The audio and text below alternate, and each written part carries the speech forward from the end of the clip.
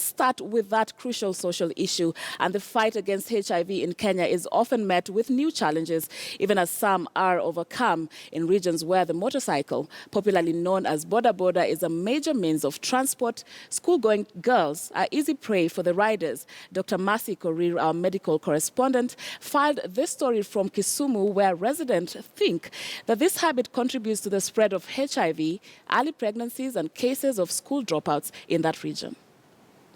The journey towards educating the girl child and eventual women empowerment has had its own challenges, and now a unique barrier has been witnessed in some areas where the motorcycle, popularly known as Bodaboda, is a major means of transport.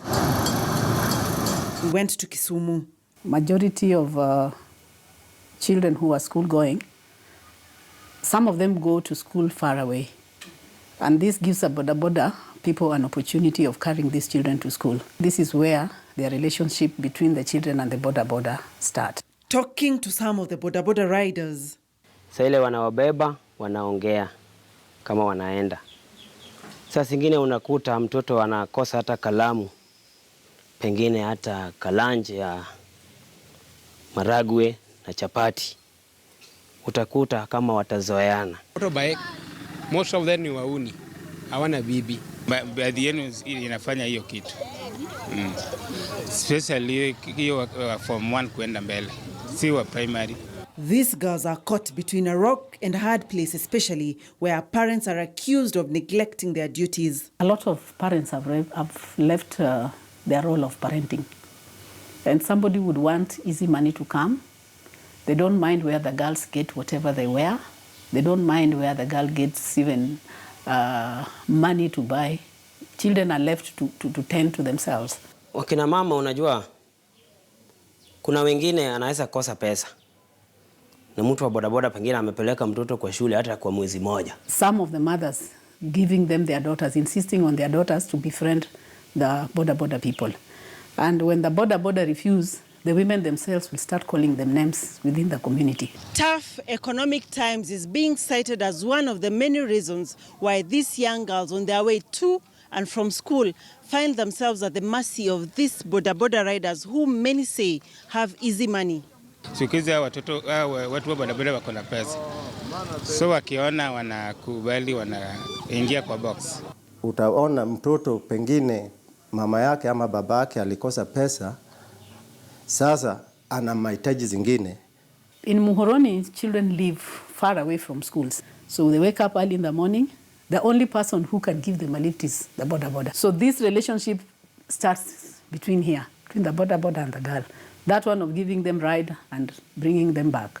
The next time, they will find themselves with the girls in the plantation. In Kisumu, we will say we have a lot of girls who sell maize, jioni wakitoka shule. And this has also been a problem. Juu saa zingine mtoto anakaa nje paka late. The biggest fear with this is the conversion of the Bodabodas from passenger carriers to HIV carriers and distribution channels. Watoto hatujui kama wako wametest. Kwa sababu saa zingine unaenda kama umepata msala kama amekubali pesa, ana agree. Unaenda na yeye. Hataki hata utumie CD. Unajua akienda na huyu kesa aende na kwa mwingine. Sasa naleta tu njia ya ugonjwa. Kama mtu wa bodaboda ako na virusi, naende na mtoto, hata ende na mama wengine, na huyu hakuwa nayo. Si huyu mama amepata au mtoto huyu amepata.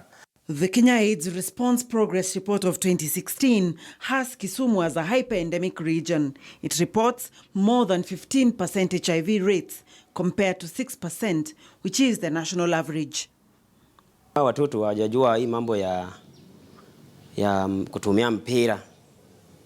Pengine hii mambo wanafanya tu kigafla, pengine wajapanga. Majority of the younger girls cannot negotiate on condom use. Sasa hata enda shule, amepata ugonjwa, labda amepata mimba. Sasa atakuwa na wewe hapo. The long arm of the law has not been long enough to curb this emerging practice. Majority of them do not even know what the Sexual Offences Act says. When they are arrested and now they have to go through the justice system, is when they realize that really the mistake that they did of moving on with a minor or sleeping around with a minor, the law is there. Kuna wengine wanasikia na kuna wengine anaona kama unampigia tu gita. Unaweza hata shika mtu na mtoto wako Kisha unaona yeye tu kama anaendesha bodaboda tena. Wameenda wameuza hata udongo, wametoa pesa, anawachiliwa. These young girls in their quest for education come across these challenges that strip them of their innocence too soon, all in the name of easy money. I work a lot with children in school, and there are a lot of things that children will tell you.